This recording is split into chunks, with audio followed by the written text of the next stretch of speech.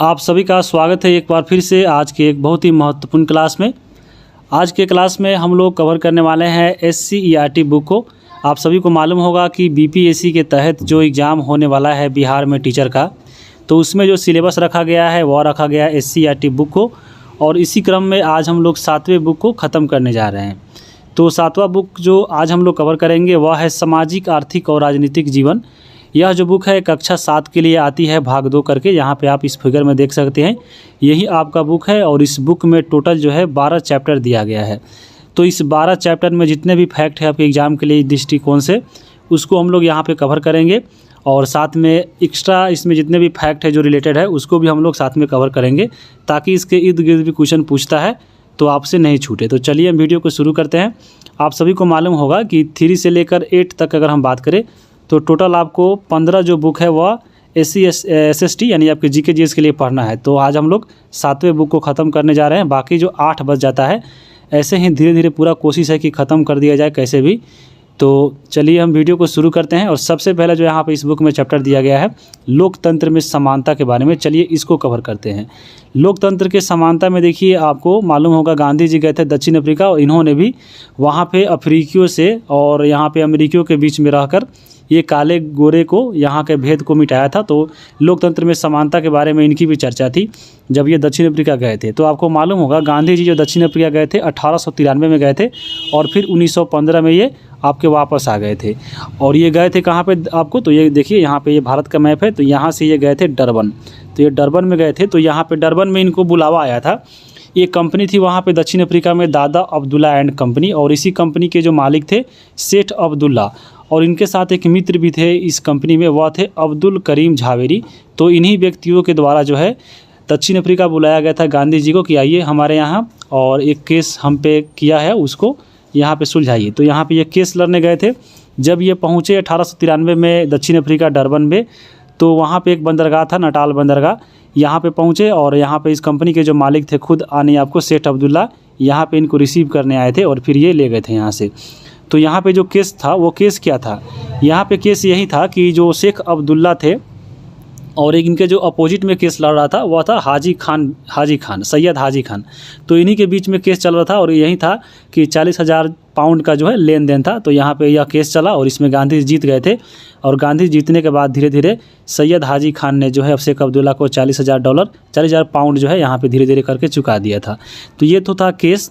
अब आपके बुक में दिया गया था, देखिए मृत्सबर्ग घटना। तो गांधी जी का मृत्सबर्ग घटना क्या था, तो गांधी जी दक्षिण अफ्रीका में रहने लगे थे और वहाँ पे धीरे धीरे फेमस हो गए थे ये। और उसके बाद जब ये एक दिन का समय आया और ये डरबन से जो है प्रिटोरिया जा रहे थे, तो डरबन और प्रिटोरिया के बीच में ही पड़ता है मृत्सबर्ग। और ये जो मृत्सबर्ग है वह नटाल की राजधानी थी। तब यहाँ से गांधी जी जो है यहाँ पर डरबन से निकले और ये पहुँचे मृत्सबर्ग स्टेशन पे। तो गांधी जी के पास फर्स्ट क्लास का टिकट होने के बावजूद भी यहाँ पे अंग्रेज़ों के द्वारा इनको ट्रेन से उतार दिया गया था और बोला गया था तुम काले हो, तुम इस ट्रेन में नहीं बैठ सकते हो फर्स्ट क्लास में। तो यहाँ पे गांधी जी टिकट के बावजूद भी इनको यहाँ से हटा दिया गया था। तभी गांधी जी ने यहाँ पे मन में ठान लिया था कि हम यहाँ पे जब तक है तब तक ये लड़ते रहेंगे और यहाँ पे जो काले गोरे का जो भेद है, यहाँ पे नस्ल भेद है, उसको यहाँ पे हम मिटाएंगे। तो इसलिए लोकतंत्र में समानता यहाँ पे दिखने को मिलती है और ये गांधी जी के द्वारा यहाँ पे एक आपको ऐतिहासिक कदम था। तो यही था मृत्सबर्ग घटना। तो यहाँ से इतना ही याद रखिएगा, मृत्सबर्ग था आपको दक्षिण अफ्रीका में पड़ता है, ये नटाल की राजधानी थी। और ये गांधी जी जब गए थे वहाँ पे तो आप देख लिए। अब आपके बुक में देखिए अगला यहाँ पे दिया गया था आपके बुक में कि मिड डे मील के बारे में पढ़ना था। तो मिड डे मील को ही अब बोला जाता है PM पोषण योजना। तो जो मिड डे मील शुरुआत हुई थी वह आपको 15 अगस्त 1995 को शुरू हुआ था, लेकिन इसको 2021 में क्या किया गया है, नरेंद्र मोदी के द्वारा इसे यहाँ पे PM पोषण कर दिया गया है इसको। तो मिड डे मील को नाम बदलकर PM पोषण कर दिया है। तो यहाँ पे इसका नाम जो है बहुत इंपॉर्टेंट है, याद रखिएगा कब हुआ था, तो 21 में। और यहाँ पे देखिए मिड डे मील में आप भोजन करते हैं और भोजन जो है हमारे शरीर में पाचन होता है भोजन का, तो पाचन और 95 इस तरह से कुछ जो है आपका याद रख सकते हैं। अब देखिए आपके बुक में एक और घटना दिया गया था, वह था नागरिक अधिनियम आंदोलन जो अमेरिका में हुआ था। इसी को बोलते हैं सिविल राइट मूवमेंट। इसकी शुरुआत हुई थी 1 दिसंबर 1955 को। और इसके पीछे उद्देश्य क्या था, तो इसका पीछा उद्देश्य यही था कि अफ्रीकी और अमेरिकी लोगों के खिलाफ नस्लीय भेदभाव को ख़त्म करना और दक्षिणी देश में मतदान का अधिकार पुनः स्थापित करना, ये अधिनियम का जो है उद्देश्य था। यानी यह जो अधिनियम अमेरिका में चल रहा था, ये आपको अफ्रीकी और अमेरिकी के बीच में यहाँ पे चल रहा था। और इसको लेकर एक घटना घटी, इसी के बाद यह अधिनियम आया। तो वो घटना क्या था? घटना यही था कि यहाँ पे एक देखिए रोजा पार्क्स है। रोजा जो पार्क्स है वो अफ्रीका के रहने वाली थी, एक लेडीज़ थी। ये जो अफ्रीकी व्यक्ति थी, अफ्रीकी व्यक्ति को मालूम होगा, इनको यहाँ पे अश्वेत बोला जाता है। ये जो अफ्रीकी है, मालूम होगा अफ्रीका में जो है लोग काले रहते हैं, तो इनको अश्वेत बोलाते हैं। और जो अमेरिका के व्यक्ति है उसको बोलते हैं श्वेत, यानी उजला। तो यहाँ पे जो राजा पार्क्स थे, ये थे अफ्रीकी। ये लेडीज़ थी, अफ्रीकी थी। एक दिन ये बस से यात्रा कर रही थी अमेरिका में, और यात्रा करने के दौरान क्या हुआ कि इनके पास फर्स्ट क्लास का टिकट था, और जो बस में रिजर्व में एक सीट होता है जो आपको केवल ये श्वेत के लिए था, यानी अमेरिकन के लिए था। तो ये जाकर जो राजा पार्क्स है यहाँ पे बैठ जाती है, जिससे यहाँ पे बैठने के बाद क्या होता है कि ये जो अमेरिकी व्यक्ति है उसको यहाँ पे सीट नहीं मिल पाता है, जिससे हंगामा होता है। और ये जो अमेरिकी व्यक्ति है वो सीधे बस को लेकर चल जाता है थाना में, और वहाँ पे केस होता है। और केस होने के बाद क्या होता है, इसमें बहुत अफ्रीकी और अमेरिकियों के बीच में बहुत व्यापक आंदोलन होता है। और फिर ये घटना जब घट जाती है तो आंदोलन के बाद 1964 में नागरिक अधिकार अधिनियम के द्वारा जो है श्वेत और अश्वेत के बीच में जो नस्लीय भेदभाव था उसको यहाँ से हटा दिया जाता है। तो यही आपका था घटना जो था यहाँ पे नागरिक अधिनियम आंदोलन कहाँ पे चला, तो अमेरिका में। और ये घटना हुआ था 1955 में, और 1964 में जो है नागरिक अधिनियम जो है यहाँ पे लागू कर दिया गया था, और श्वेत और अश्वेत के बीच में यहाँ पे भेदभाव को ख़त्म कर दिया गया था। तो ये चीज़ें आपके बुक में दी गई थी, यहाँ पे आप देख सकते हैं, फिगर भी दिया गया था आपके बुक में। तो ये चीज़ें याद रखिएगा। अब हम आगे चलते हैं। पहला चैप्टर यहाँ पे समाप्त होता है। दूसरा चैप्टर है राज्य सरकार। राज्य सरकार में देखिए क्या क्या हो दिया था। तो यहाँ पे दिया गया था कि राज्य सरकार के स्तर कितने होते हैं, तो 3 स्तर होते हैं। और ये चीज़ें हम लोग पिछले जो 6ठा क्लास का पॉलिटी आया था उसमें भी ये दिया गया था। तो यहाँ पे सबसे ऊपर जो आता है केंद्र सरकार, ये आपको देश में होती है, राज्य में होती है आपको राज्य सरकार। और फिर किसी स्थानीय जगह पर शासन करती है वो स्थानीय सरकार कहलाती है। तो ये आपको उसमें दिया गया था। और आपके बुक में पूरा जो है विधानमंडल के बारे में पढ़ना था, जैसे इसमें विधानसभा और फिर जो विधान परिषद के बारे में। तो इसको हम लोग पूरे अच्छे से कवर करेंगे। आपको मालूम होगा जो देश के लिए कानून बनाती है सेंटर में, वह होती है संसद। जिस प्रकार केंद्र में संसद होती है उसी प्रकार एक राज्य में जो होता है विधानमंडल का काम होता है। संसद जो होता है वो देश के स्तर पे कानून बनाता है, और जो विधानमंडल होता है वह राज्य के स्तर पे कानून बनाता है। जिस प्रकार संसद के 2 भाग होते हैं, राज्यसभा और लोकसभा, उसी प्रकार जो है विधानमंडल के भी 2 भाग होते हैं, एक विधान परिषद और विधानसभा। यानी यहाँ पे देखिए एक जो है संसद या देश के लिए है और विधानमंडल राज्य के लिए। बाकी अगर हम सोचें तो इसमें लगभग काम आपका सेम है। जैसे संसद का जो ऊपरी सदन होता है उच्च सदन, उसको हम लोग राज्यसभा बोलते हैं, और निचली सदन होता है लोकसभा बोलते हैं। उसी प्रकार विधानमंडल का जो है उच्च सदन होता है उसको हम लोग विधान परिषद, और निचली सदन को विधानसभा बोलते हैं। तो यहाँ पे अगर आप एक ट्रिक याद रखते हैं तो हमेशा के लिए इसका जो है अनुच्छेद याद हो जाएगा। जैसे यहाँ पे देखिए एक ट्रिक याद रखना है, सरला और 79, 80, 81, बस इतना ही अगर याद रखिएगा तो आपका जो विधानमंडल है, विधान परिषद है, विधानसभा, ये याद हो जाएगा। तो यहाँ पे क्या याद रखना है, सरला। 100 से देखिए संसद, र से राज्यसभा, और ल से आपका लोकसभा।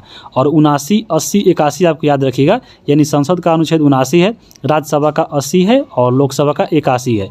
अब यहाँ पे अगर इसको याद हो गया तो आपको चुटकी में बिना रटे हुए आपको पूरा ज़िंदगी भर याद रहेगा कि विधानमंडल का अनुच्छेद कितना होता है, विधान परिषद कितना होता है, विधानसभा का कितना होता है। केवल इसमें आपको क्या जोड़ना है, तो 89 जोड़ना है, 89, और आपको हमेशा के लिए याद हो जाएगा। ये जो आपका संसद वाला जो ट्रिक है आपका सरला, ये आपको 95% बच्चों को याद रहता है कि हाँ संसद का आपको अनुच्छेद कितना है, राज्यसभा कितना है, लोकसभा कितना है। और यही इसके अपोजिट में देखिएगा ये वाला विधानमंडल, विधान परिषद, विधानसभा का, तो यहाँ पे 5% बच्चों को याद रहता है कि हाँ विधान परिषद का कितना अनुच्छेद है, विधानसभा कितना है। तो बस आज के बाद समझ लीजिए कि ये रेशियो बराबर होने वाला है, क्योंकि अब सबको याद होगा जो वीडियो देखेगा। चीज़ें याद रखिएगा, आपको संसद में सरला और इसमें 89 जोड़ना है, 89। तो यहाँ पे 89 वाला ट्रिक वाला हम एक अलग वीडियो ही बना दिए हैं अनुच्छेद वाला, कि आपको 89 जोड़ने पर कौन कौन सा अनुच्छेद जो है आपका सीधे पता चल जाएगा। तो बहुत ईजी है, जब आप पढ़िएगा तो उसको गारंटी देते हैं पूरा याद हो जाएगा। जैसे आपको मालूम होगा कि 72 जो अनुच्छेद आता है वह राष्ट्रपति का क्षमादान है, और ये वाला सबको याद होगा, लेकिन राज्यपाल क्षमादान किसी को याद नहीं होगा। तो इसमें केवल आप क्या जोड़ दीजिए, 89 जोड़ दीजिए और आपको आ जाएगा। तो ऐसा ट्रिक बहुत सारा बना है, आप जाकर देख सकते हैं वीडियो में। अब हम यहाँ पे याद हो गया आपका। अब हम चलते हैं आगे। जैसे देखिए विधानसभा के बारे में आपके पढ़ना है आपके बुक में, तो आपको मालूम होगा जो प्रत्येक जो राज्य है वो कई सारे विधानसभा क्षेत्र में बटे हुए हैं। जैसे अगर हम बिहार की ले लें, क्योंकि बिहार पढ़ रहे हैं, तो बिहार में आपके बुक में दिया गया था, तो बिहार जो है 243 विधानसभा क्षेत्र में बटा हुआ है। और जितने भी विधानसभा क्षेत्र होते हैं उसमें एक विधायक चुने जाते हैं, यानी आपको जितने विधानसभा क्षेत्र है उतने आपके बिहार में विधायक है। तो 243 विधानसभा है, उतना ही आपके विधायक है। ये जो विधायक होते हैं, जब देखिए चुनाव दिया जाता है विधायक, तो ये जाते हैं आपको कहाँ पे, विधानसभा में, और वहाँ पे सदस्यता कई वहाँ पे सदस्यता लेते हैं। तो इसलिए जितने भी विधायक होते हैं वह विधानसभा के सदस्य होते हैं। अब यहाँ पे चुनाव जब होता है विधानसभा का, तो आप सुने होंगे बहुमत दल क्या होता है, यानी बहुमत दल से कोई पार्टी सरकार बना लिया या गठबंधन सरकार बना लिया है। तो ये चीज़ें क्या होती है आप सभी को अधिकतर मालूम होगा, लेकिन इसमें जितने भी लेडीज़ है या बहुत कोई भी जिनको नहीं मालूम है उसको भी जानना यहाँ पे जरूरी है। चलिए हम अच्छे से कवर करते हैं। सबसे पहले देखिए बहुमत दल क्या होता है। तो कुल विधानसभा क्षेत्र में जिस राजनीतिक दल को कुल निर्वाचन क्षेत्र, यानी मान लीजिए कोई विधानसभा में जो है यहाँ पे कोई राजनीतिक दल खड़ा हो रहा है और जितने भी निर्वाचन क्षेत्र है, जैसे बिहार में 243 निर्वाचन क्षेत्र है, यहाँ पे 243 सीट में से समझ लीजिए कि आधा से ज़्यादा सीट पर जो राजनीतिक पार्टी वहाँ पे जीत जा रहा है, मान लीजिए जैसे बीजेपी है, तो बीजेपी खड़ा हो रहा है आपको बिहार में, और इसको क्या होता है, अगर यह 243 पूरा सीट है उसका आधा से एक भी ज़्यादा, यानी आपको 121 होगा, आपको 243 का 21.5, तो यानी आपको 122, मान लीजिए आपको कोई भी पार्टी, चाहे वह बीजेपी हो, चाहे आरजेडी हो, चाहे जदयू हो, वह अगर 122 सीट अकेले जी जाती है तो समझ लीजिए वह बहुमत दल कहलाएगा, यानी उसको आधा से ज़्यादा सीट मिल गया और वह राजनीतिक दल क्या होगा, आपका यह बहुमत दल कहलाएगा। और अगर बहुमत दल प्राप्त हो गया तो वह अकेले सरकार बना लेगा। तो यही आपका होता है बहुमत दल। जैसे आपको केंद्र में देखिए, केंद्र में जो लोकसभा का चुनाव होता है वहाँ पे बीजेपी जो है आपका बहुमत दल से सरकार बनाई है, तो ये आपको क्या है, ये बहुमत दल हो गया। और एक होता है गठबंधन। गठबंधन में क्या होता है कि बहुत सारा पार्टियां मिलकर सरकार बनाती है। जैसे कई बार ऐसा होता है, देखिए कि चुनाव में कि कोई दल है उसके पास अधिक सीट मिली है, लेकिन क्या आपको 121 यानी 121 से कम मिला है। तो उस स्थिति में क्या करता है, वह जो पार्टी है वह दूसरे जितने भी राजनीतिक पार्टी है उससे मिलकर एक नई सरकार बनाती है, और उसी को हम लोग बोलते हैं महागठबंधन या गठबंधन। यानी आपको एक से ज़्यादा लोग मिलकर यहाँ पर सरकार बनाई है, इसलिए उसको बोलते हैं हम लोग गठबंधन वाली सरकार। तो बिहार में भी क्या है, आपके महागठबंधन ही है। जैसे देखे होंगे आपको जो सरकार बनी है वो अनेक सारे पार्टी मिलकर बनाई है। नीतीश कुमार हो गए आपको जदयू से, जैसे आपको आरजेडी से हो गए आपके जो उप मुख्यमंत्री है, वो सब मिलकर सरकार बनाए हैं। तो आपको ये क्या हो गया, आपको ये महागठबंधन की सरकार हो गया। तो ये चीज़ें दी गई थी। और आपके बुक में अगर हम बात करें तो आपके बुक में पिछले चुनाव का जो है, आपके बुक में 2001 का ही चुनाव का दिया गया था विधानसभा का, कि कौन कौन सा पार्टी कितना सीट जीता है। लेकिन अगर आप इस एग्जाम में देखिएगा तो इसमें जो पिछला चुनाव हुआ है आपके 2020 में हुआ था विधानसभा का चुनाव, तो उसमें अगर क्वेश्चन पूछेगा तो आपको ध्यान रखना चाहिए। जैसे अगर हम बात करें अगर बीजेपी का, तो बीजेपी टोटल आपको 74 सीट जीती थी, और आपके जो इसमें एक और पार्टी थी जो सबसे ज़्यादा सीट जीती वह था 75। तो यहाँ पे आरजेडी और आपके इसमें जो राजद है और जो भाजपा है, ये दोनों मिलकर आपको टोटल जो है यहाँ पे देख लीजिए बीजेपी 74 और आपको आरजेडी 75 सीट यहाँ पे हासिल की थी। तो एग्जाम में जो मेन है जैसे पूछ सकता है, जैसे जदयू है तो जदयू जो है 43 सीटों पर विजय प्राप्त की है। उसके वजह से देखिए वीआईपी है तो वो 4 सीटें जीती है, हम जो है 4 पे जीती है, आरजेडी देखिए लिए 75 सीटें जीती है। कांग्रेस कितनी जीती है, तो कांग्रेस जो है यहाँ पे बिहार में 19 सीटें जीती थी। तो यहाँ पे आपको थोड़ा सा ध्यान रखना है कि कौन कौन सा पार्टी आपके बुक में, क्योंकि 2001 वाला दिया था तो यहाँ पे हम 2020 वाला शामिल किए हैं। अगर क्वेश्चन पूछता है तो यहाँ पे आप एक बार देख लीजिएगा। अब हम आगे चलेंगे, और इसके साथ आपको एक और चीज़ याद रखिएगा कि आपका जो विधानसभा चुनाव हुआ था 2020 वाला, वो आपको 17वीं विधानसभा का चुनाव था। और साथ में अभी ये भी मालूम होगा जो वर्तमान में लोकसभा चल रहा है वो भी आपको 17वीं लोकसभा ही चल रहा है। तो ये चीज़ें थोड़ा ध्यान रखिएगा। अब हम आगे देखेंगे, आपका इसमें पढ़ना है राज्यपाल के बारे में, क्योंकि आपका बुक जो है राज्य के बारे में पढ़ना है। तो राज्यपाल के बारे में देखिए क्या क्या दिया गया था आपके बुक में, कि राज्य का जो कार्यपालिका का जो प्रधान होता है वो आपको राज्यपाल होता है। अनुच्छेद 153 के अनुसार प्रत्येक राज्य में एक राज्यपाल होगा, और एक चीज़ें आपको बताया गया है। उसी प्रकार यहाँ पे आपको है कि अनुच्छेद 155 के अनुसार यही बताया गया है कि राज्यपाल की जो नियुक्ति होता है वह राष्ट्रपति करता है। तो ये चीज़ें आपको याद रखिएगा। राज्यपाल से संबंधित अनुच्छेद 153 में है, जो इनका एक बार बनते राज्यपाल होंगे एक प्रत्येक राज्य में एक, और फिर आपको 155 में बताया गया है कि राज्यपाल की नियुक्ति कौन करते हैं, तो राष्ट्रपति करते हैं। और यहाँ पे आपको एक संशोधन हुआ था जो राज्यपाल से संबंधित है कि 7वां संविधान में यह बताया गया था संशोधन करके 1956 द्वारा कि एक ही जो व्यक्ति है वह एक से अधिक राज्यों का भी राज्यपाल बन सकता है। जैसे हम यह भी देखे हैं कि 155 में लिखा गया था अनुच्छेद आपको संविधान में कि प्रत्येक राज्य के लिए एक राज्य जो है राज्यपाल होगा, लेकिन 153 में बताया गया था ये, लेकिन यहाँ पे संशोधन किया गया 1956 में 7वां संविधान संशोधन, और इसमें बता दिया गया कि एक व्यक्ति दो से या एक या आपके दो राज्यों के भी राज्यपाल हो सकते हैं। जैसे अभी वर्तमान में भी ऐसा बहुत कोई व्यक्ति है जो 2 राज्यों का जो है राज्यपाल है। तो इसलिए अब संविधान में संशोधन किया गया था, तो बहुत इंपॉर्टेंट है 7वां संविधान संशोधन 1956 याद रखिएगा। यहाँ पे देखिए राज्यपाल का योग्यता क्या है, तो यहाँ पे मालूम होगा कि वो भारत का नागरिक हो, 35 वर्ष हो गया हो और किसी भी जो सदन का वो सदस्य नहीं हो। याद रखिएगा, किसी भी सदन का सदस्य नहीं हो वही व्यक्ति बनेगा। और फिर इसका कार्यकाल आपको मालूम होगा कि राज्यपाल की जो कार्यकाल होता है वह आपको राष्ट्रपति के ऊपर निर्भर है। राष्ट्रपति जब चाहेगा वो आपको हटा सकता है, लेकिन इनकी नियुक्ति आपको ऐसे मनाई थी कि 5 वर्षों के लिए होती है, लेकिन यह राष्ट्रपति के प्रसाद पर्यंत यह बने रहते हैं। राष्ट्रपति जब चाहेगा इसको हटा सकता है। अब यहाँ पे देखिए इसका शपथ के बारे में, तो यानी आपको राज्यपाल के शपथ कौन दिलाता है, तो राज्यपाल का शपथ जो है हाई कोर्ट के जो आपके मुख्य न्यायाधीश होते हैं इनके द्वारा दिलाए जाते हैं। यहाँ पे देखिए आपको नियुक्तियाँ के बारे में, यानी आपको राज्यपाल जो है किसकी नियुक्ति करते हैं, तो यहाँ पे देखिए जो मुख्य सचिव होते हैं, महाधिवक्ता, राज्य लोक सेवा आयोग के अध्यक्ष या सदस्य जो होते हैं जितने भी, यानी आपको बीपीएससी जितना निकालता है एग्जाम, उस सब का जो नियुक्ति है आपको राज्यपाल के द्वारा होता है। लेकिन एक बहुत ही यहाँ पे इंपॉर्टेंट पॉइंट है, ये भी पूछता है एग्जाम में कि जो राज्य लोक सेवा का जो सदस्य या अधिकारी होता है उसको किसके द्वारा हटाया जाता है, तो वो हटाते हैं राष्ट्रपति। ये बहुत इंपॉर्टेंट है, लेकिन नियुक्ति कौन करता है, तो राज्यपाल, लेकिन हटाता कौन है, राष्ट्रपति। तो ये चीज़ें आपको थोड़ा सा यहाँ पे याद रखिएगा। अब यहाँ पे देखिए राज्यपाल के शक्ति और कार्य को भी देख लेते हैं, क्योंकि आपको पुस्तक में दिया गया था।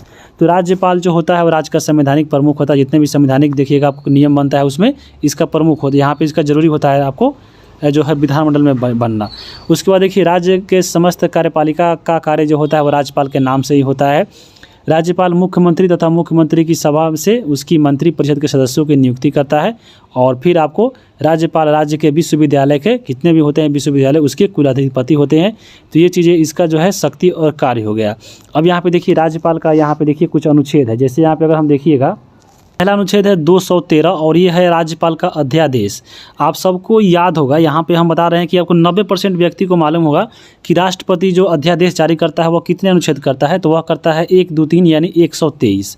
अब 123 अगर याद है तो इसमें सीधा 90 जोड़िए और आपको आ जाएगा 213 और ये हो जाएगा राज्यपाल का आदेश। यानी देश में जो काम आपका राष्ट्रपति कर रहा है वही काम आपको क्या राज्य में कर रहा है राज्यपाल। लेकिन अनुच्छेद क्या है, तो वहाँ पे आपका 123 है और यहाँ पे आपका 213 है, तो केवल यहाँ पे 90 जोड़ेंगे तो आ जाएगा। वहाँ पे आपको बताए हैं 89 जोड़ना है और यहाँ पे बता रहे हैं 90 जोड़ना है, तो थोड़ा कन्फ्यूज हो रहे होंगे। तब यहाँ पे कन्फ्यूजन को दूर कैसे कीजिएगा, मान लीजिए आपका 89 अगर जोड़ रहे हैं तो अगर वह 200 से पार अगर जा रहा है तो उसमें हम लोग 90 जोड़ेंगे, लेकिन अगर 200 से पहले आ रहा है तो उसमें हम लोग 89 जोड़ेंगे। तो यहाँ पे इसका एक डिटेल क्लास किया गया है, आप उसमें जाके देख सकते हैं। पॉलिटी का आपका ऑलरेडी क्लास हो चुका है। जैसे अगला अनुच्छेद देखिए, यहाँ पे दिया गया है अनुच्छेद 161 में यहाँ पे अधिकार है राज्यपाल को क्षमादान की शक्ति का। यहाँ पे क्षमादान राज्यपाल वाला हम बता रहे हैं कि 5% लोगों को भी याद नहीं होगा, लेकिन यहाँ पे 90% ज़्यादा व्यक्तियों को मालूम होगा कि जो राष्ट्रपति क्षमादान करता है वह 72 में करता है। तो 72 याद है, तो यहाँ पे केवल 89 जोड़िए, कितना आ जाएगा देख लीजिए, 161 आएगा और 161 जो है राज्यपाल का क्षमादान है। तो बस आपको 89 और 90 दो खेले हैं, 89 और 90 वाला। तो यहाँ पे बहुत सारा अनुच्छेद आपको केवल इसी ट्रिक से याद हो जाएगा। और खुद हम ट्रिक बनाए हैं आपको अपने से, और आपके लिए वीडियो भी डाला गया है, आप जाकर उसको देख सकते हैं। और एक और अनुच्छेद है 163 और इसमें है राज्यपाल को मंत्री परिषद से सलाह और सहायता की जो शक्ति है वह आपको राज्यपाल का अधिकार है। चाहे वह माने या ना माने वो अपने ऊपर है, भले सलाह ले सकता है लेकिन माने या ना माने वह उसके ऊपर है। तो ये 163 में कहा गया है। उसके बाद देखिए राज्य विधान परिषद में विधान परिषद के जो कुल सदस्य होते हैं उसका जो संख्या जितना भी होता है वह 1/6 भाग जो है सदस्यों की नियुक्ति राज्यपाल के द्वारा किया जाता है। कहाँ पे, तो विधान परिषद में। तो ये चीज़ें थोड़ा याद रखिएगा। अब हम आगे देखेंगे। अगला यहाँ पे देखिए, अगला यहाँ पे दिया गया राज्यपाल से संबंधित कि अनुच्छेद 164 के तहत राज्यपाल विधानमंडल का अभिन्न अंग होता है। राज्य विधानमंडल द्वारा पारित विधेयक पर राज्यपाल के हस्ताक्षर के बाद ही अधिनियम बनता है। तो यहाँ पे आप जानते हैं जैसे देश में होता है संसद में कोई भी कानून बनाने के लिए वहाँ पे राष्ट्रपति का कानून यानी हस्ताक्षर वहाँ पे जरूरी होता है। उसी प्रकार यहाँ पे राज्य में भी होता है। राज्य विधानमंडल छत्रावसान और विघटन करना किसका हाथ में है? तो आपको राज्यपाल का है। जैसे देखते होंगे आपका जैसे राष्ट्रपति आपको आता है संसद का छत्रावसान और विघटन करना, वहीं पर इसी प्रकार राज्यपाल भी विधानमंडल में यानी छत्रावसान और विघटन कर सकता है, ये अधिकार दिया गया है। अनुच्छेद 356 के तहत मालूम होगा आपको राज्य में जो राष्ट्रपति शासन लगता है उसके लिए सिफारिश करने का भी अधिकार जो है मिला गया है किसको? तो वह मिला है राज्यपाल को। तो ये राज्यपाल से इतना याद रखिएगा। और यहाँ पे विधानमंडल के बारे में हम देख लिए हैं। अब आपके बुक में पढ़ना था विधान परिषद के बारे में, क्योंकि बिहार में विधानसभा मालूम होगा आपको है, तो यहाँ पे बहुत ही इंपॉर्टेंट हो जाता है बिहार विधान परिषद के बारे में पढ़ने में। आपको मालूम होगा टोटल बिहार में जो है 6 ही आपको ऐसे राज्य है जहाँ पे विधान परिषद है, और उसमें एक आपका राज्य बिहार भी है। तो यहाँ पे बिहार के बारे में पढ़ना जरूरी है। आपको मालूम होगा जो बिहार विधानसभा और ये विधान परिषद है, यहाँ पे 2 भागों में बांटा गया है राज्य का विधानमंडल को। और यहाँ पे जो विधान परिषद है वो उच्च सदन होता है, जैसे देश में होता है राज्यसभा, और उसी प्रकार राज्य में होता है विधान परिषद। तो चलिए विधान परिषद और विधानसभा को देखते हैं। सबसे पहले देखते हैं हम विधान परिषद के बारे में, क्योंकि विधान परिषद जो है आपके राज्य में है, तो ये आपको उच्च सदन हो गया। और इसका अनुच्छेद विधान परिषद का कितना है अभी आपको बताया है, जोड़कर निकालना है 89, तो 169 और 171 जो है इसका अनुच्छेद आता है। ये आपको मेन 169 है, तो ये आपको देख चुके हैं। जैसे बताए थे सरला वाला ट्रिक 79, 80, 81, तो आपको 79 आपका हो गया क्या? तो संसद। फिर राज्यसभा हो गया आपका क्या? तो आपको 80। तो यहाँ पे 80 में 89 जोड़िएगा तो आपको आ जाएगा कितना? तो विधान परिषद वाला आ जाएगा, यानी 169 आ जाएगा। आपको विधान परिषद जितने भी होते हैं उसमें न्यूनतम संख्या कितना रखा गया है? तो विधान परिषद में न्यूनतम सदस्यों की संख्या जो होती है वह 40 रखी गई है।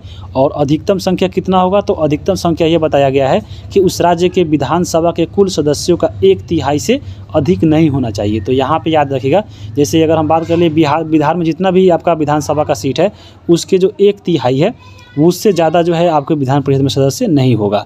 तो यहाँ से याद रखिए कि विधान परिषद में सबसे अधिकतम सीट कितना, अधिकतम सदस्य कितना हो सकता है और न्यूनतम सदस्य कितना हो सकता है, ये आपके बुक में दिया गया है विधान परिषद के बारे में। इसलिए आपको हम इस क्वेश्चन से बता रहे हैं ताकि क्वेश्चन यहाँ से पूछ सकता है। अब यहाँ पे देखिए विधान परिषद का जो चुनाव होता है वह कैसे होता है?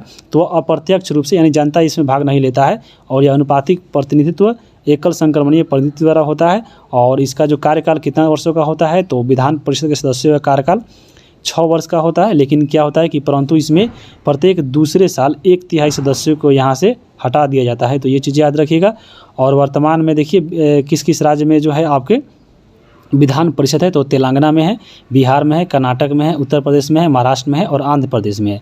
और इसका ट्रिक भी है, आम उत्तर प्रदेश में बिकते हैं। तो यहाँ से इसको याद रखिएगा, आम उत्तर प्रदेश में बिकते हैं। तो आपको पूरा जो है यहाँ पे याद रहेगा। जैसे यहाँ से आंध्र प्रदेश म से यहाँ पे महाराष्ट्र हो जाएगा, उत्तर प्रदेश से एक आपका खुद उत्तर प्रदेश, और फिर आपका यहाँ पे देखिए बिकते से याद रखिएगा आपको क्या? तो यहाँ पे बिकते से नहीं, आपको ते से यहाँ पर तेलंगाना हो जाएगा, और यहाँ पे क से कर्नाटक हो जाएगा, और बी से यहाँ पे बिहार हो जाएगा। तो ये चीज़ें आपको याद रखिएगा, तो हमेशा के लिए याद रहेगा। अब यहाँ पे देखिए हम बात करते हैं विधानसभा का। जैसे विधानसभा है आपको उसी प्रकार विधानसभा, जैसे अगर हम बात करें जैसे राज्य में देश में होता है लोकसभा, उसी प्रकार राज्य में होता है विधानसभा, और ये प्रत्येक राज्यों में होता है। जैसे ये आपका निम्न सदन, और इसको हम लोग प्रथम सदन ही बोलते हैं। और यहाँ पे इसका अनुच्छेद है कितना? तो 170। और इसमें अधिकतम संख्या कितना हो सकता है किसी भी राज्य के विधानसभा में? तो आपको 500, और न्यूनतम संख्या यहाँ पे 60 हो सकता है। और ये 371 के अनुसार यहाँ पे कुछ कम भी हो सकता है जो प्रावधान किया गया है। जैसे बहुत सारा राज्य है जहाँ पे 40 जो है इसका 40 से यानी 60 से कम भी जो है यहाँ पे न्यूनतम संख्या विधानसभा में होती है। जैसे यहाँ पे देख सकते हैं, जैसे गोवा में है तो गोवा में 40 ही है, मिजोरम में भी 40 है विधानसभा में क्षेत्र, उसी प्रकार अरुणाचल प्रदेश में 40 है, और सिक्किम में 32 है। तो ये सब का एक अलग जो है अपवाद में आता है, और इसका अनुच्छेद 371 के तहत ये रखा गया है सुविधा। तो ये चीज़ याद रखिएगा। और यहाँ पे जो विधानसभा का चुनाव होता है वह प्रत्यक्ष रूप से होता है, और ये कार्यकाल इसका 5 वर्षों का होता है। तो यहाँ पे विधानसभा और विधान परिषद के बारे में आप समझ लिए होंगे। अब हम आगे चलते हैं। आगे आपका तीसरा चैप्टर है शिक्षा एवं स्वास्थ्य के क्षेत्र में सरकार की भूमिका।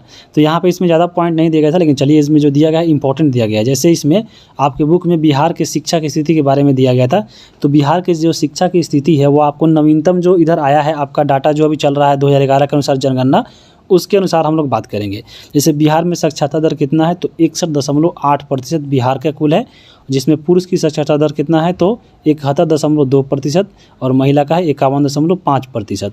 तो ये चीज़ें आपको जनगणना जो है आपके एग्जाम के लिए इंपॉर्टेंट है, और बीपीएससी जो है जनगणना से बहुत क्वेश्चन पूछता है। तो आपको बिहार का जो जनगणना और भारत का जनगणना दोनों को तुलना करके पढ़ना है और एग्ज़ाम देने जाना है। तो ये चीज़ें आप याद रखिएगा। और बिहार में अगर हम बात करें साक्षरता के बारे में, तो सर्वाधिक जो साक्षरता दर बिहार में है वो रोहतास जिला का है, और सबसे कम जो है आपके पूर्णिया का है। जबकि हम पूरे केंद्र में बात करें बिहार का स्थान जो है आपको शिक्षा के स्तर में, तो ये आपको पुरुष या अगर हम महिला की बात करें दोनों के तौर पे, तो सबसे निचले पावदान पर यानी बिहार का जो है शिक्षा रेट है। तो ये चीज़ें याद रखिएगा। अब आपके बुक में दिया गया था शिक्षा का जो है मौलिक अधिकार यानी शिक्षा अधिकार अधिनियम के बारे में दिया गया था। चलिए हम इसको अच्छे से कवर करते हैं। शिक्षा का जो अधिकार बना था वो आपको बाद में मौलिक अधिकार बन गया था। तो इसके लिए संविधान में संशोधन किया गया था, और वह किया गया था 86वां संविधान संशोधन 2002 में संविधान संशोधन हुआ, और फिर आपके 2009 में जाकर शिक्षा का जो अधिकार है उसके लिए एक नियम बनाया गया यानी अधिनियम बना। और फिर इसको अधिनियम के बाद जो है 1 अप्रैल 2010 को बिहार में जो है शिक्षा का अधिकार जो है मौलिक अधिकार बना दिया गया, और इसमें यह लिखा गया कि 6 से 14 वर्ष के बच्चों को निःशुल्क जो शिक्षा है वह प्रदान की जाएगी। ये जो पहले आपको देख रहे हैं कि संशोधन हुआ है, तो संशोधन होने पर ही आपको, जब संशोधन हो गया तो समझ लीजिए आपको ये नया चीज़ करके दिया गया है संविधान में। तो इसके पहले भी कहीं था, यानी जो पहले का जो शिक्षा का अधिकार था वो आपको नीति निर्देशक तत्व में आता था अनुच्छेद 45 के तहत। तो यहाँ पे ये भी पॉइंट आप याद रखिए। जैसे पढ़िएगा नीति निर्देशक तत्व तो देखिएगा उसमें अनुच्छेद 45 में कुछ नहीं है, क्योंकि इसको हटा दिया गया है और ये वर्तमान में आपका शिक्षा का एक मौलिक अधिकार बन गया है। तो ये चीज़ें आप यहाँ से याद रख सकते हैं। आगे देखेंगे अध्याय 4 में पढ़ना था समाज में लिंग भेद। तो इसमें ज़्यादा चीज़ नहीं पढ़नी है। जैसे समाज में जो लिंग भेद अभी वर्तमान में भी चलता आ रहा है या पहले से चलता आ रहा है, तो लिंग के भेद के बारे में याद रखिए कि लिंग के अनुसार या जाति के आधार या धर्म के आधार पर जो भेदभाव होता है वो अनुच्छेद 15 के तहत होता है। अनुच्छेद 15 में आपका प्रावधान दिया गया है कि इसके तहत, अनुच्छेद 15 के तहत भारत में कोई भी जो है जाति, लिंग या वेशभूषा के आधार पर कोई भेदभाव नहीं करेगा। और यहाँ पे कुछ समाज के द्वारा जो है निर्धारण कर दिया गया है कि हाँ समाज में जो है यही काम आपका पुरुष करेगा या आपको, और महिला जो है यही काम करेगी। तो उसके आधार पर जैसे आपके बुक में दिया गया था, ज़्यादा इसमें कुछ पॉइंट है नहीं। जैसे दिया गया था कि हाँ लड़की या खेलने वाला खेल का निर्धारण कर दिया गया है समाज में कि हाँ लड़की जो है यही खेल खेलेगी। जैसे लड़की को क्रिकेट खेलने से मना कर दिया गया है। उसके बाद देखिए लड़कों के लिए खेलने वाला खेल का निर्धारण, ये सब कौन करता है? आपको सरकार या कोई चीज़ें नहीं करती है, ये खुद जो है समाज के द्वारा ये निर्धारित की गई है कि हाँ लड़की जो है केवल यही कपड़ा पहनेगी, लड़का जो है केवल यही कपड़ा पहनेगा। तो ये समाज में जो लिंग भेद है उसके बारे में यहाँ पे चर्चा दिया गया था। जैसे आपके बुक में देखिए अभ्यास दिया गया था। यहाँ पे देखिए सामान्यतः एक घर में लड़का और लड़की के रूप में कौन ये काम करता है। तो हमको ये पढ़ के तो हंसी आया है। यहाँ पे देखिए क्या लिखा हुआ है। जैसे मान लीजिए घर में कोई मेहमान आ रहा है, तो उसके लिए गिलास में पानी कौन लाता है? तो गिलास में पानी कौन लाएगा? आपको लड़का लाएगा। तो ये समाज के द्वारा निर्धारित है, कोई ज़रूरी नहीं है कि लड़का लाएगा। अब जिसे घर में लड़का नहीं है कौन लाएगा? लड़की लाना पड़ेगा। उसके बाद देखिए माँ के बीमार होने पर डॉक्टर को कौन बुलाता है? तो आपको अधिकतर लड़का बुलाता है। तो ये समाज के द्वारा निर्धारण है, ऐसा ज़रूरी नहीं है कि लड़का बुलाएगा। उसके बाद देखिए घर के खिड़की और दरवाजे की सफाई कौन करता है? तो हमको तो हंसी आ रहा है। घर में खिड़की है, दरवाज़ा है, तो इसके लिए कोई निर्धारित नहीं है कि हाँ लड़का ही करेगा या लड़की ही करेगी। ये आपको समाज एक निर्धारण कर दिया गया है कि हाँ घर में जो घर का कार्य होगी वो लड़की करेगी। तो ऐसा बात नहीं है, लड़का भी करता है, लड़की भी करती है। उसी प्रकार बहुत सारा ऐसा सवाल दिया गया था कि हाँ पिताजी की मोटरसाइकिल साफ़ करने में मदद कौन करेगा? बाज़ार से चीनी कौन खरीद के लाएगा? किसी मेहमान के आने पर घर का दरवाज़ा कौन खोलेगा? तो ये ज़रूरी नहीं है कि कोई आपको लोग ही करे। ये चीज़ें सब जो है आपके समाज के द्वारा निर्धारित की गई है। उसी प्रकार यह बुक था, ये चैप्टर था, इसमें बाकी चीज़ें नहीं दी गई थी। अध्याय 5 में देख लिए, इसमें 5 में बढ़िया पॉइंट दिया गया है। अध्याय 5 में है समानता के लिए महिलाओं का संघर्ष। चलिए इसको देखते हैं। भारत की प्रथम महिला आईपीएस के बारे में दी गई थी आपके बुक में, और वो कौन थी? किरण बेदी थी। तो यहाँ पे आप किरण बेदी को देख सकते हैं, क्योंकि समानताओं के लिए महिलाओं के द्वारा बहुत सारा संघर्ष किया गया और उसके लिए एग्जाम्पल के तौर पे बनना पड़ा। जैसे किरण बेदी जो है एग्जाम्पल बनी महिलाओं के लिए कि हाँ महिला भी पुलिस बन सकती है। तो ये चीज़ें समानता के लिए यहाँ पर दिखा रही है महिला। तो ये चीज़ें हो गई। उसी प्रकार आपके बुक में दी गई थी कि भारत की पहली महिला बस ड्राइवर कौन थी। तो आपके बुक में कोई दूसरा नाम दिया गया था, जब हम नेट पे सर्च किए तो वो बसंत कुमारी आ रही थी। तो ये बसंत कुमारी के बारे में याद रखिएगा। और इसके बारे में लिखा गया था कि बसंत कुमारी जो थी वो भारत के तमिलनाडु राज्य की राजधानी चेन्नई में एक बस चालक के रूप में यह प्रसिद्ध हुई थी। तो यहाँ पे इसके बारे में याद रखिएगा। आपके बुक में जो दिया है वो गलती दिया है। आगे चलेंगे। अगला आपका यहाँ पे दिया गया है बुक में कि भारत में 83% जो ग्रामीण महिला है वह खेतों में काम करती है। याद रखिएगा, बिहार की बात हो रही है। 83% महिला जो है खेतों में काम करती है और महिलाओं को व्यापक आंदोलन के जो बाद है बहुत सारे अधिकार प्राप्त हुए। जैसे महिलाओं को शुरू में बहुत अधिकार नहीं दिया गया था, जब वे आंदोलन की तो उसके बाद इनको अधिकार दिया गया। जैसे वोट देने का अधिकार पहले महिलाओं को नहीं था, साक्षरता का जो अधिकार है वो महिलाओं को नहीं था। देख सकते हैं बिहार में जो है सबसे निचला रेट जो है आपको बिहार में महिलाओं की शिक्षा के बारे में है, यानी शिक्षा रेट के बारे में। तो ये सब चीज़ें आपको बयां करती है बिहार के बारे में। और उसके बाद देखिए बिहार में जो है लेडीज़ों के द्वारा, महिलाओं के द्वारा दहेज के खिलाफ एक जोरदार आंदोलन हुआ था। वह हुआ था 1980 के दशक में। लेकिन फिर भी वर्तमान में देखिएगा दहेज जो है आपको पूरा खुला लिया जाता है, जो यानी इसके नियम जो भी इसके बनाते हैं नियम वही इसका पालन करते हैं। जैसे देखिए पुलिस या कोई भी जो है आपका जो सरकार ही है आपका ये नियम बनाती है कि हाँ दहेज नहीं लेना है, लेकिन खुद अपना बेटा बेटी की शादी करता है तो लेन देन होता रहता है।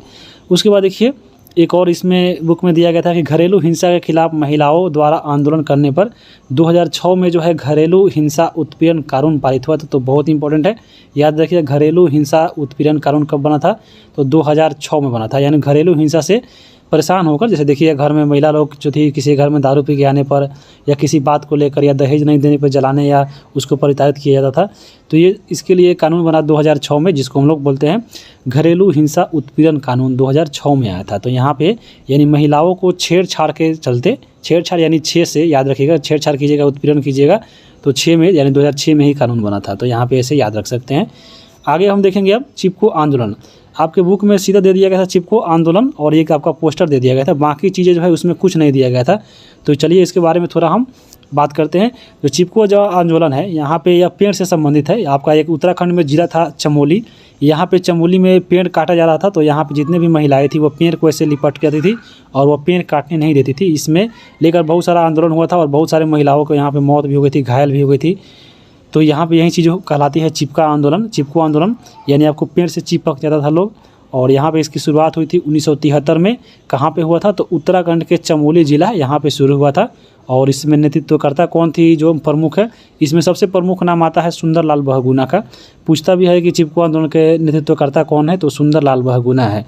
इसके साथ अन्य भी थे, जैसे कॉमरेड गोविंद हो गए, कॉमरेड गोविंद सिंह रावत हो गए, चंडी प्रसाद भट्ट हो गए और श्रीमती गौरा देवी हो गई। तो यहाँ पे इन चारों नामों को याद रखिए, क्योंकि एग्जाम में इसमें चारों नाम देकर और इसमें एक हटाने छोड़ इसमें कुछ नहीं दे, तो यहाँ पे चीज़ याद रख सकते हैं आप लोग। आगे देखेंगे हम लोग अब अध्याय 6। अध्याय 6 में दिया गया है मीडिया और लोकतंत्र। तो यहाँ पे मीडिया के बारे में मालूम होगा। मीडिया क्या है, तो समाज के विचारों एवं खबरों का आदान प्रदान जो है आपको मीडिया के द्वारा होता है। और इसके मीडिया के स्रोत क्या है, तो समाचार पत्र के माध्यम से मीडिया मिलता है, यानी पत्रिका है, radio channel, TV, mobile, internet के माध्यम से हम लोग समाचार का ये आपका स्रोत हो गया। और मीडिया को ही क्या बोलते हैं, तो जन संचार या मास मीडिया कहते हैं। ये आपके बुक में दिया गया था, तो इम्पोर्टेंट होगा। और मीडिया को मालूम होगा, जो मीडिया जो है लोकतंत्र का चौथा स्तंभ कहा जाता है। और पहला, दूसरा, तीसरा स्तंभ इसमें क्या है, तो लोकतंत्र का पहला स्तंभ जो है आपका जो हो, जैसे कार्यपालिका, न्यायपालिका और आपके विधायिका हो गए, तो ये आपके 3 हो गए। और चौथा जो हो गए आपके चौथा स्तंभ कहे जाते हैं मीडिया।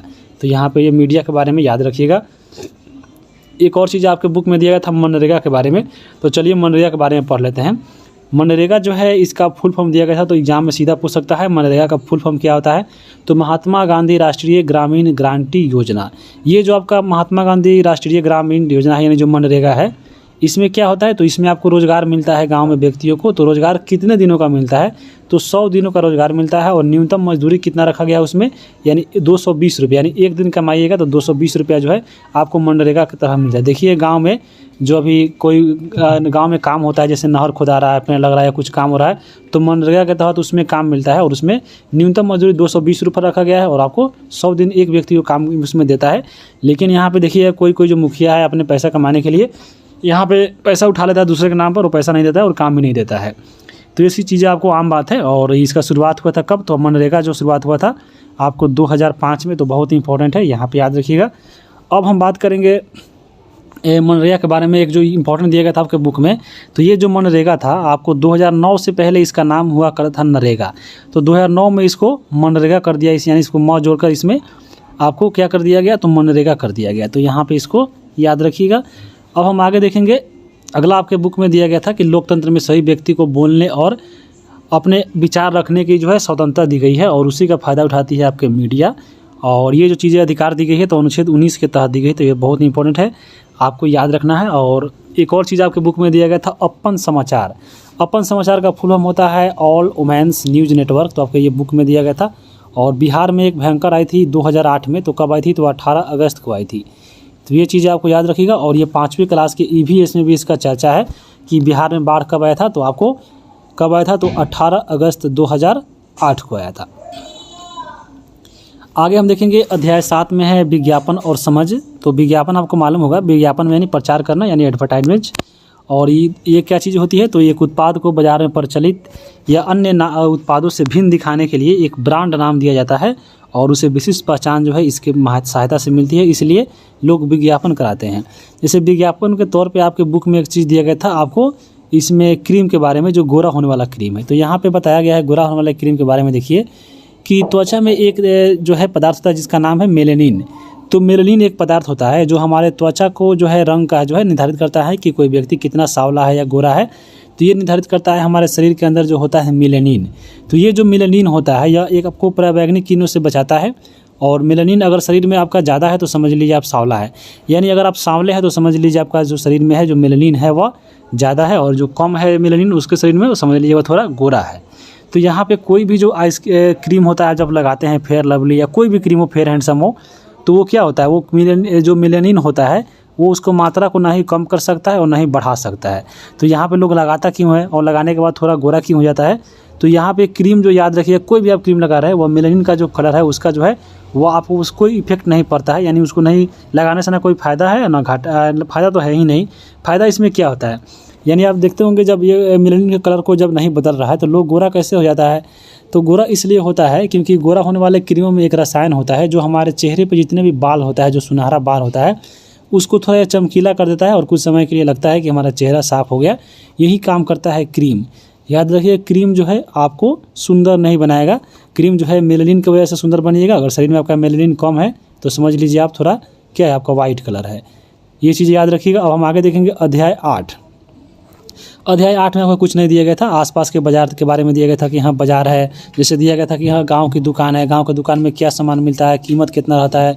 ये चीज़ आपके एग्जाम में तो पूछेगा नहीं। जैसे हाट हो गया तो बाज़ार में क्या मिलता है, शहर की दुकान में क्या मिलेगा, शॉपिंग कॉम्प्लेक्स में क्या मिलेगा। यहाँ पे बाकी चीज़ इसमें कुछ नहीं था। एक चीज़ दिया गया था साप्ताहिक बाज़ार के बारे में। तो सप्ताह में एक बार अगर बाज़ार लगता है तो उसको हम लोग साप्ताहिक बाज़ार बोलते हैं। उसके बाद देखेंगे अध्याय 9। अध्याय 9 में जो है इसमें बाजार श्रृंखला और ख़रीदने और बेचने की कड़िया के बारे में चलिए हम इसको पढ़ते हैं। तो यहाँ पे आपको यह बुक में मखाना के बारे में बहुत इंपॉर्टेंट पॉइंट दिया गया था, क्योंकि मखाना जो है बिहार में ज़्यादा उत्पादन होता है, तो यहाँ पे यह बहुत इंपॉर्टेंट है।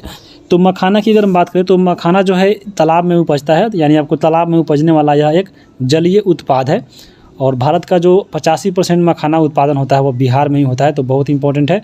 और बिहार में जो मखाना का उत्पादन होता है कहाँ कहाँ होता है, तो यहाँ पे देख सकते हैं दरभंगा हो गया, मधुबनी हो गया, समस्तीपुर, सहरसा, सीतामढ़ी, पूर्णिया, कटिहार, किशनगंज, ये सब जो क्षेत्र है वहाँ पे ये मखाना उगाया जाता है। और याद रखिएगा 85% जो मखाना है केवल जो है कहाँ पे, तो बिहार में उपजता है। अब मखाना का प्रयोग कहाँ होता है आपको मालूम होगा। मखाना जो है हम लोग जो व्रत त्यौहार में भी इसका उपयोग करते हैं, पूजा पाठ में करते हैं, हवन सामग्री में भी देखिएगा धूप के साथ रखा हुआ होता है, या हम लोग इसको खाना या नाश्ता के रूप में भी जो है आपका इसका प्रयोग करते हैं। यह जो मखाना होता है यह आपका पोषक तत्व से भरपूर होता है और इसमें औषधि गुण भी पाया जाता है। और आपको मालूम होगा जहाँ पे ये उगाया जाता है, जैसे यहाँ पे आप देख सकते हैं फोटो में भी। और मखाना की जो खेती है वो बहुत कठिन होता है, क्योंकि इसमें एक होता है एक होता है गुड़ियों को बहुत पीट कर फिर आपको निकाला जाता है, तो बहुत ही मेहनत वाला काम है। और मखाना की जो खेती करता है वो प्रायः जो मछुआरा समुदाय के लोग हैं, क्योंकि ये जलीय में पाया जाता है जल में, तो जल से निकालने के लिए मछुआरों को ज़रूरत पड़ती है। तो ये खास करके मछुआरा समुदाय के जो लोग हैं वहीं इसकी खेती करते हैं।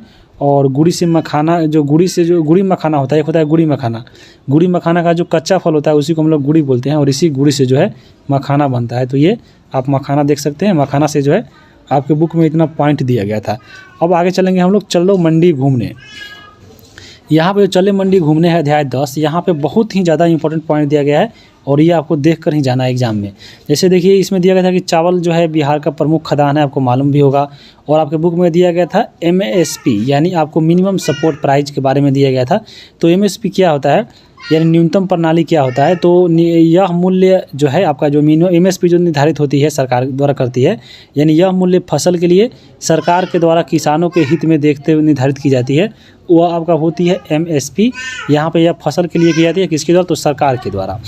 यहाँ पे याद रखिए MSP देख लिए। अब आपके बिहार जो बुक में दिया गया था कि बिहार के धान का कटोरा किसे कहते हैं, तो दक्षिण पश्चिम जो क्षेत्र है उसको बोला जाता है। जैसे आपका ये दक्षिण हो गया और ये पश्चिम हो गया, यानी अब ये आप वाला जो एरिया देख रहे हैं ये वाला जो एरिया को हम लोग बोलते हैं धान का कटोरा। तो एग्जाम में पूछ सकता है कि धान का कटोरा किसे बोलते हैं, तो यहाँ पे यानी दक्षिण पश्चिम क्षेत्र आपके बुक में दिया गया था, तो यहाँ से याद रखिएगा। और इस क्षेत्र में आपका कौन कौन सा जिला आता है, जैसे देखिए रोहतास हो गया, सासाराम, कैमूर, औरंगाबाद, भोजपुर, बक्सर। तो ये जो चीज़ है आपके आपका जो दक्षिण पश्चिम क्षेत्र है ये कहा जाता है क्या, तो आपके बिहार के धान का कटोरा। तो बहुत ही इंपॉर्टेंट है, यहाँ से क्वेश्चन आपको एग्जाम में आने का चांस है। और यहाँ पे ये जो आप देख रहे थे ये वाला जो क्षेत्र है आपका दक्षिण पश्चिम, ये जो है कुल बिहार का 30% जो चावल जो है अकेले उत्पादन करता है, तो यहाँ पे इसको याद रखिएगा। उसी प्रकार हम बात करें गेहूं उत्पादक क्षेत्र के बारे में, तो गेहूं जो उत्पादक क्षेत्र है वो आपका रोहतास हो गया, चंपारण हो गया, मुजफ्फरपुर, नालंदा, पटना, भोजपुर, सहरसा, भागलपुर और मुंगेर और गया में जो है गेहूँ उत्पादक क्षेत्र है। ऐसा बात नहीं कि दूसरी जगह पर नहीं होता है, लेकिन ये सब एरिया में आपके ज़्यादा होते हैं। उसके बाद देखिए सरसों उत्पादक क्षेत्र। सरसों के बारे में, उत्पादक के बारे में हम बात करें तो बिहार में आप दिया गया था कि पश्चिमी चंपारण, समस्तीपुर, बेगूसराय, मुजफ्फरपुर, खगड़िया और रोहतास में जो है सरसों की खेती ज़्यादा होती है। बिहार जो है मक्का का जो है प्रमुख उत्पादक राज्य है, और यहाँ पे मक्का जो उत्पादन होता है वो बिहार में पूर्वी बिहार और कोसी इलाका जो है यहाँ पे सबसे ज़्यादा मक्का का उत्पादन होता है, तो याद रखिएगा। अब हम बात करेंगे आगे, आपके बुक में दिया गया था कि पटना का में जो दीघा है वहाँ दीघा पे एक होता है आम जिसको बोलते हैं हम लोग दूधिया मालदेव, और भागलपुर का जर्दालू आम। ये दोनों जो है अपने स्वाद और सुगंध के लिए फेमस है बिहार में, याद रखिएगा। दूधिया आम कहाँ पाया जाता है, तो आपके पटना के दीघा में, और जर्दालू आम तो सब तरफ पाया जाता है, लेकिन ये भागलपुर का बहुत फेमस है, तो याद रखिएगा। भारत के कुल लीची का उत्पादन जो है बिहार में 80% होता है, या बहुत ज़्यादा है और बहुत ही इंपॉर्टेंट है। और आपको मालूम होगा कि बिहार में जो सबसे ज़्यादा लीची उत्पादन होता है वह कहाँ पे होता है, तो वह होता है मुजफ्फरपुर ज़िला में, और यहाँ पे मुजफ्फरपुर का शाही लीची बहुत फेमस है। उसके बाद देखिए केला उत्पादक क्षेत्र बात हो रहा था, तो केला का उत्पादन जो होता है वह वैशाली क्षेत्र, नवगछिया और भागलपुर, यानी हाजीपुर के साइड में बहुत सारा केला होता है जो वैशाली में आता है, तो वैशाली क्षेत्र, नवगछिया और भागलपुर जो है केला उत्पादक राज्य में है। और पूरे राज्य का जो है यानी बिहार में टोटल 50% केला का उत्पादन अकेले ये आपको तीनों क्षेत्र करता है, यानी वैशाली, नवगछिया और भागलपुर, तो याद रखिएगा। और गया जो है बिहार की गन्ना, यहाँ पे गया नहीं गन्ना, जो गन्ना जो है बिहार की प्रमुख व्यावसायिक फसल है, तो इसको भी याद रखिएगा। और जूट के बारे में बात करें तो जूट जो है वो बिहार में प्रमुख फसल है। और जैसे अगर हम बात करें जूट का उत्पादन कहाँ होता है, तो आपको पूर्णिया, किशनगंज और कटिहार में जो है जूट बहुत सारा उगाया जाता है। और पूर्णिया में एक जगह है जिसका नाम है गुलाब बाग जो है वो आपको जूट की एक बहुत बड़ी मंडी है, और इसी मंडी में जो है बहुत सारा जूट मिलता है, तो यह पूर्णिया में पड़ता है। और याद रखिए जूट का उपयोग कहाँ करते हैं, रस्सी बनाने में, बोरा बनाने में जो है जूट का उपयोग आता है। तो इस जूट के बारे में देख लिए। अब हम बात करेंगे अध्याय 11 में है समानता के लिए संघर्ष। इसमें दिया गया था एक आंदोलन जिसका नाम है गंगा बचाओ आंदोलन। इसका शुरुआत हुआ था 1998 में कानपुर से, और यह किया गया था रामरोता राय के द्वारा, तो यहाँ से याद रखिएगा। और आपके बुक में दिया गया था फरक्का बांध। जो फरक्का जो बांध होता है वह किस नदी पर बनाया गया है, तो वह गंगा नदी पर बनाया गया है, आपको याद रखिएगा, इंपॉर्टेंट है। और फिर आगे चले तो आगे आपके बुक में दिया गया था कि जीने के न्यूनतम आधारों की समाप्ति से ग्रस्त मछुआरों के द्वारा अपने हक के लिए संघर्ष का जो ऐलान किया गया था 1982 में किया गया था। और कहाँ पे किया गया था, तो कहलगांव के एक कागजी टोला है वहीं से किया गया था मछुआरों के द्वारा, तो याद रखिएगा। और संघर्ष के बाद किया हुआ था कि 1990 में यहाँ पे गंगा नदी पे सुल्तान से पैरीपैंती तक जो है मुगल काल से चले आ रही जमींदारी व्यवस्था को यहाँ पे ख़त्म कर दिया गया था। कब, तो 1990 में, तो याद रखिएगा। और न्यूनतम आधारों की समाप्ति के लिए ग्रस्त मछुआरों ने कब आंदोलन किया था, तो 1982 में किया गया था कहलगांव से। 1998 में सरकार के द्वारा यहाँ पे क्या किया गया कि आपको राज्यों से जो है जल टैक्स यहाँ पे हटा दिया गया, वाटर टैक्स को, कब, तो 1998 में। आपके बुक में दिया गया था आगे कि ज्योतिबा फुले ने सत्यशोधक समाज के बैनर तले दलित जातियों के लिए उत्थान के लिए प्रभावशाली जो है यहाँ पे आंदोलन किया गया था। कौन, तो ज्योतिबा फुले किसके लिए, तो आपको दलित जातियों के लिए। उसी प्रकार विनोबा भावे जो जुड़े हुए किनसे है, तो आपको भूदान आंदोलन से है। ये विनोबा भावे भूदान आंदोलन के द्वारा जो है भूमि किसको दिलाने के लिए यहाँ पे समर्थन किया गया था, जो जिसके पास भूमि नहीं है। तो यहाँ पे याद रखिएगा ज्योतिबा जो फुले थी वो दलित समाजों से यानी जुड़ी हुई थी, और विनोबा भावे भूदान आंदोलन से। उसी प्रकार एक थी सावित्रीबाई फुले। तो सावित्रीबाई जो फुले थे वह महिला शिक्षा और समानता के लिए जानी जाती है। यानी सावित्री फुले जो है वह महिलाओं को शिक्षा और समानता दिलाने के लिए यहाँ पे महत्वपूर्ण कार्य किया था। तो ये आपके 3 जो है आपके बुक में नाम दिया गया था। अब हम बात करेंगे अध्याय 12। अध्याय 12 में कुछ ज़्यादा चीज़ें दी गई नहीं थी।